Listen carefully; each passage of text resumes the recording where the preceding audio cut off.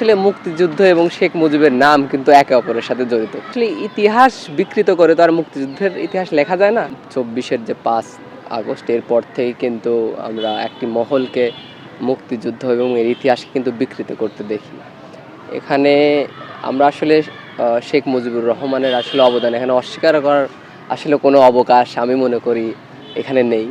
তো দেখুন, শেখ মুজিবের সমালোচনা হবে, শেখ মুজিবের শাসন আমল নিয়ে আমরা সমালোচনা করব, তার বাকশাল নিয়ে আমরা কথা বলবো, কিন্তু এরপরেও কিন্তু আসলে মুক্তিযুদ্ধ এবং শেখ মুজিবের নাম কিন্তু একে অপরের সাথে জড়িত।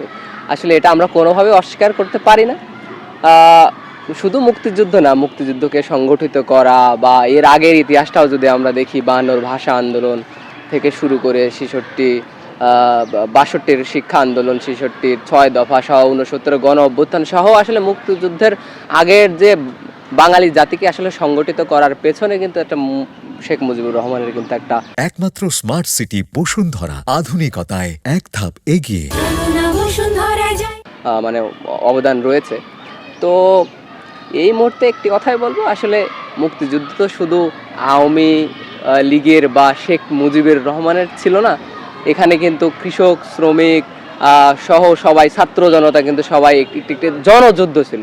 তো জনযুদ্ধে আসলে একটা জনযুদ্ধ কিভাবে আসলে একা শেখ মুজিব আসলে একটা যুদ্ধকে কিন্তু পরিচালিত করতে পারেন না। আসলে কোনো জাতির পেছনে দেখবে না, তার জাতির হয়তো রয়েছে যে একটা শ্রেষ্ঠ নায়ক, কিন্তু সব জাতির পেছনে একটা জনযুদ্ধের পেছনে থাকে। তো আমি মনে করি যে বঙ্গবন্ধু শেখ মুজিবুর রহমান মুক্তিযুদ্ধে একটি সংগঠিত করতে বা জনমত ক্ষেত্রে অনেক ভালো একটা সুন্দর একটা মানে অসামান্য একটা অবদান রেখেছেন, এটা অস্বীকার করব না।